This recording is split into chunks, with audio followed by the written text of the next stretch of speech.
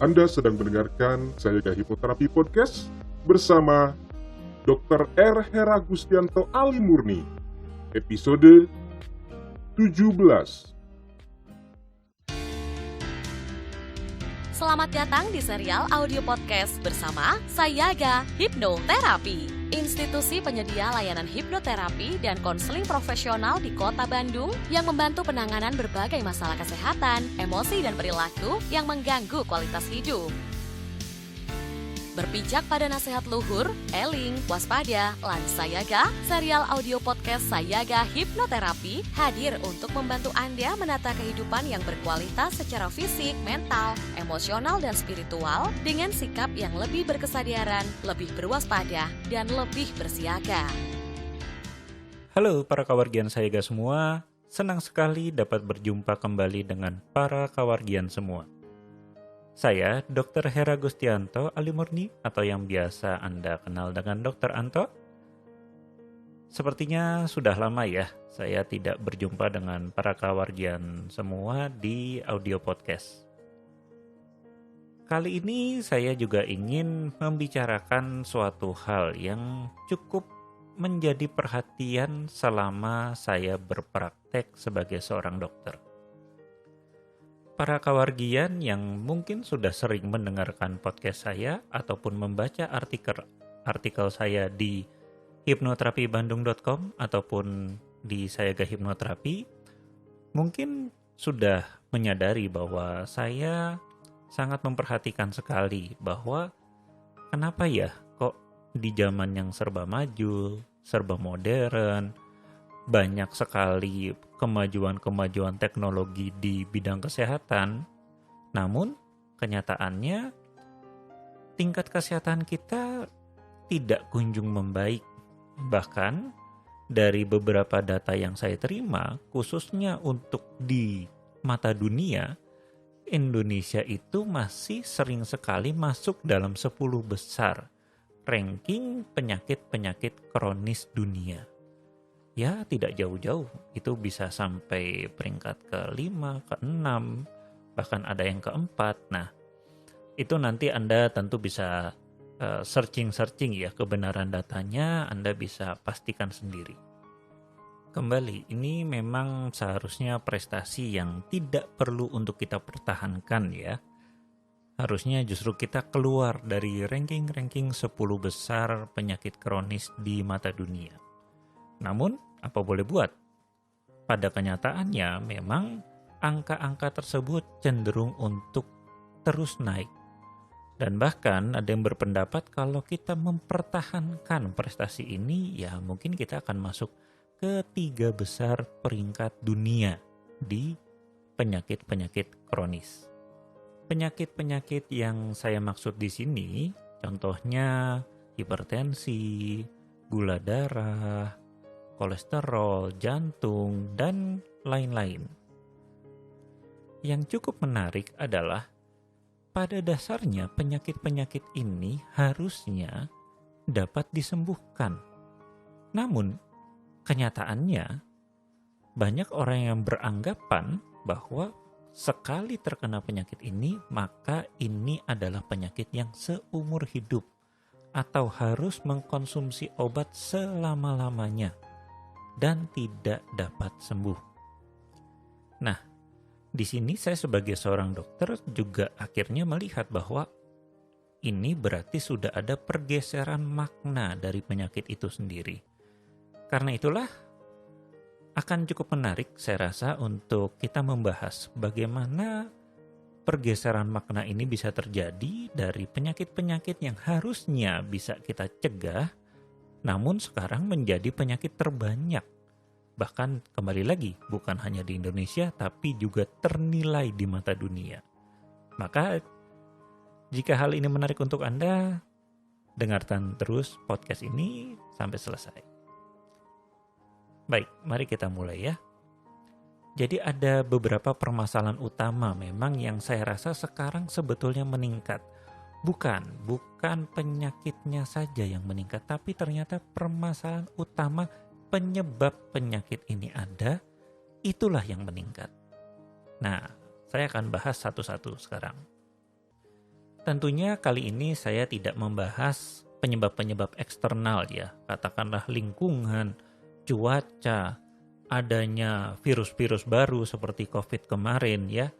Itu tentu saja itu adalah lingkungan eksternal yang kurang lebih akan sangat sulit untuk kita kendalikan.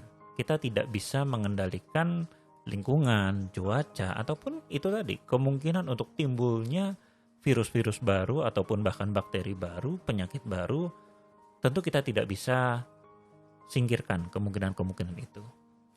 Tapi yang mau saya bahas saat ini adalah faktor-faktor internal dari dalam diri kita.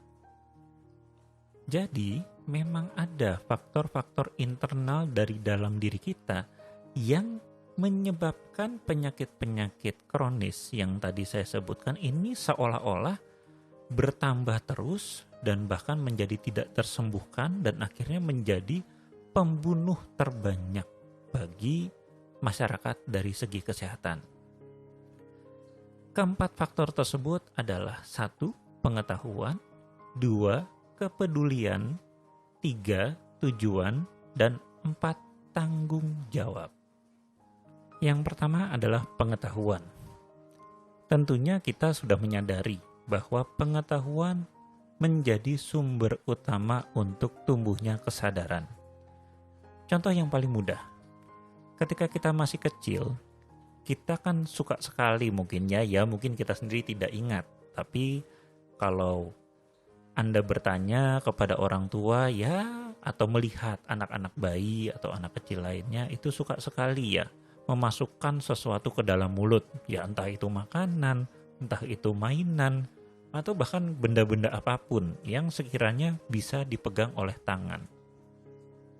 Dari banyak alasan kenapa kita melakukan perbuatan tersebut, yaitu memasukkan suatu benda ke dalam mulut kita, tentu saja pada dasarnya kita juga belum tahu mengenai apakah perbuatan itu baik untuk kita ataupun tidak.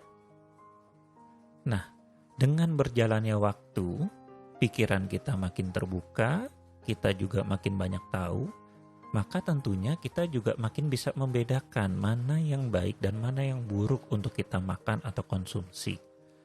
Nah, maka kalau pengetahuan kita tidak berkembang, yaitu tadi, kita jadi lebih tahu, makanan ini baik untuk saya, makanan ini tidak baik untuk saya, makanan ini bisa saya konsumsi sewaktu-waktu, makanan ini tidak baik untuk saya konsumsi terus-menerus, maka tentu saja kita akan makan ataupun mengkonsumsi makanan atau minuman sesuka-sukanya kita tanpa kita sadari bahwa hal tersebut baik ataupun tidak untuk kesehatan kita.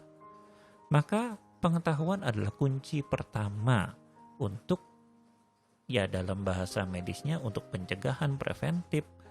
Itu adalah kunci utamanya dulu, bahwa makin banyak kita tahu, maka kita akan makin banyak menyadari hal-hal yang bisa membuat kita sehat ataupun hal-hal yang membuat kita makin tidak sehat. Dan dengan pengetahuan tersebut tentu kita bisa menghindari hal-hal yang membuat kita makin tidak sehat. Yang kedua adalah kepedulian. Nah, mungkin Anda agak bingung nih apa hubungannya kepedulian dengan menjaga kesehatan? Tentu saja sangat berhubungan. Karena bayangkan saja, banyak loh orang yang sudah tahu, merokok tidak bagus, makan makanan berlemak tidak baik. Tapi berapa orang yang melakukan itu padahal mereka tahu?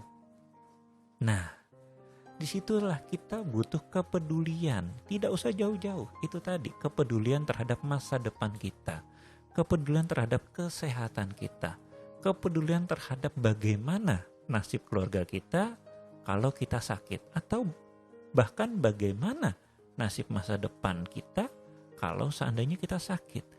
Semua itu butuh kepedulian. Karena kepedulian itulah yang nantinya akan membuat pengetahuan tadi, bagaimana makanan yang sehat, bagaimana perilaku yang sehat, ini baru akan mau untuk Anda aplikasikan dalam kehidupan. Kenapa? Karena berarti Anda sekarang sudah mempunyai sebuah tujuan dan Anda peduli terhadap tujuan tersebut, sehingga untuk mencapai tujuan tentunya Anda harus sehat. Dan bagaimana caranya untuk sehat? Tadi, pengetahuan untuk sehat itu penting. Dan kembali lagi kalau saya bilang, orang yang tidak punya pengetahuan tentang kesehatan untuk zaman sekarang tidak mungkin. Kenapa? Karena ya sumber informasi sudah banyak. Kalau zaman dahulu mungkin ketika buku itu masih jarang, internet makin susah, iya, pengetahuan tentang kesehatan mungkin sulit untuk Anda akses, betul. Tapi dengan kemajuan zaman sekarang, kalau Anda sampai tidak tahu tentang pengetahuan kesehatan, sejujurnya, saya akan bilang berarti Anda tidak peduli. Itu saja. Bukan karena Anda tidak punya akses. Karena ya mungkin, oke lah, mungkin masih ada beberapa orang tidak punya akses, tapi berapa persen untuk di zaman sekarang ini? Maka apalagi bagi Anda yang bisa mendengarkan podcast ini, maka pasti Anda sudah punya akses untuk kepengetahuan. Tapi kepedulian, nah itu silahkan Anda jawab sendiri. Oke, kita masuk ke faktor yang ketiga. Ketiga yaitu adalah tujuan. Saya bilang your intention will become your destination. Ketika Anda tadi sudah punya pengetahuan, Anda punya kepedulian, maka Anda harus punya tujuan yang jelas. Mau seperti apa kesehatan Anda besok, seminggu ke depan, sebulan ke depan, setahun ke depan, 10 tahun mendatang, ataupun bahkan 20 tahun mendatang. Anda harus perjelas dengan betul. Apakah Anda mau hari ini sehat namun tahun depan Anda stroke? Atau bahkan 5 tahun lagi mungkin Anda sudah punya penyakit jantung? Nah, itu harus betul-betul Anda miliki tujuan atau gambaran kehidupan Anda, kesehatan Anda, bahkan kalau perlu sampai 5-10 tahun mendatang.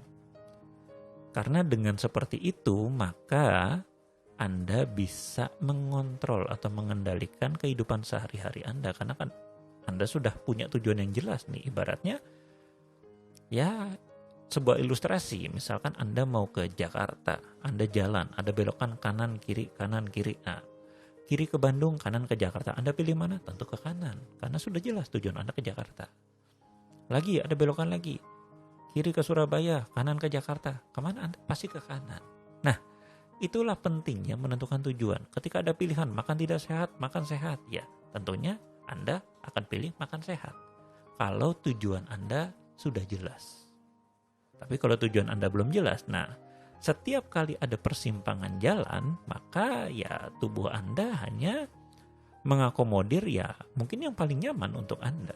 Karena secara mendasar, tubuh kita merespon dan pikiran kita merespon untuk mengejar sesuatu yang membuat kita nyaman dan menghindari ketidaknyamanan. Sehingga tanpa adanya pengetahuan dan tadi kepedulian, ya ketika Anda dihadapkan pada suatu pilihan dan Anda tidak punya tujuan, ya itu tadi, Anda hanya memilih sesuatu yang membuat Anda nyaman. Atau dalam kasus makanan ya mungkin yang paling enak, gitu saja. Oke, kita masuk ke faktor keempat. Faktor keempat adalah tanggung jawab. Nah ini, ketika Anda sudah punya pengetahuannya dan Anda memang peduli terhadap diri Anda dan Anda sudah tetapkan tujuan saya, berarti 5 tahun lagi saya mau tubuh saya seperti apa, saya tidak ingin saya jatuh sakit ataupun yang lainnya, maka pertanyaannya sekarang adalah apakah Anda mempunyai tanggung jawab yang akan dilihat orang dalam bentuk suatu komitmen dan konsistensi. Ya, itulah. Jadi misalkan Anda ingin hidup sehat, oke, sehari 2 hari oke, olahraga, jaga makan.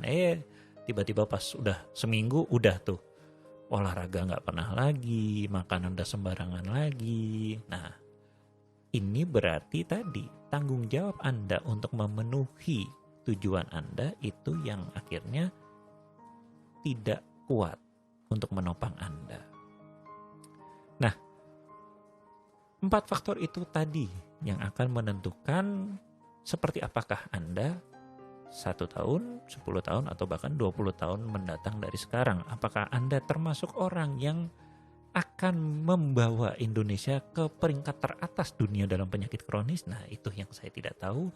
Mungkin Anda akan menjawabnya sendiri. Tapi yang menarik adalah itu tadi. Dok, saya sudah punya nih pengetahuannya, Dok. Udah banyak aksesnya. Terus saya juga peduli terhadap kesehatan saya. Saya juga sudah jelas punya tujuannya, misalnya berat badan saya mau sekian, tensi saya mau sekian, kesehatan saya mau seperti ini. Dan saya pingin banget tuh, saya juga punya komitmen, tapi entah kenapa kok pas di jalan itu tiba-tiba saya banyak, ya katakan dalam tanda kutip, hilaf. Nah, disinilah saya sebagai hipnoterapi banyak membantu klien-klien saya untuk mengatasi masalah-masalah yang dalam tanda kutip irasional, ya. Mungkin bagi Anda yang sudah mendengarkan podcast saya sebelum-sebelumnya, ya yang tadi saya sebutkan, pengetahuan, kepedulian, tujuan, tanggung jawab itu adalah terletak di pikiran-pikiran rasional. Namun terkadang ada saja alasan yang irasional. Misalnya, ya saya kalau nggak makan kok rasanya sedih ya. Saya kalau nggak makan tuh rasanya kayak ditinggal teman-teman. Saya itu kalau olahraga kok malah jadinya cemas. Atau ya saya pinginnya sehat dok, tapi entah kenapa kalau tidur saya selalu terganggu. Nah ini saya nggak ngerti ini sebabnya apa. Nah inilah kadang-kadang ternyata ada program-program bawah sadar yang dalam tanda kutip menyabotase niat Anda untuk menjadi sehat. Kembali, sebetulnya program-program ini kemungkinan besar mempunyai tujuan yang baik. Karena program-program ini sudah ada sebelum Anda memutuskan untuk merubah perilaku atau kebiasaan Anda. Namun, ternyata dengan tujuan atau niat Anda yang baru ini, program-program ini justru menjadi penghambat. Disinilah hipnoterapi membantu orang-orang yang mengalami hambatan-hambatan dari program-program bawah sadar yang mungkin saja dia tidak sadari. Ya, karena ada juga yang langsung sadar, oh ya ini kan karena dulu pas waktu kecil, saya tuh kalau belum makan 3 kali sehari dimarahin sama orang tua saya, soalnya takutnya saya sakit gitu kan. Atau ya itu tadi misalnya saya kalau hujan-hujanan sering sakit ya karena orang tua selalu bilang kamu kalau hujan-hujanan nanti sakit loh. Nah seperti itu yang contoh-contoh program yang pada akhirnya tidak memberdayakan.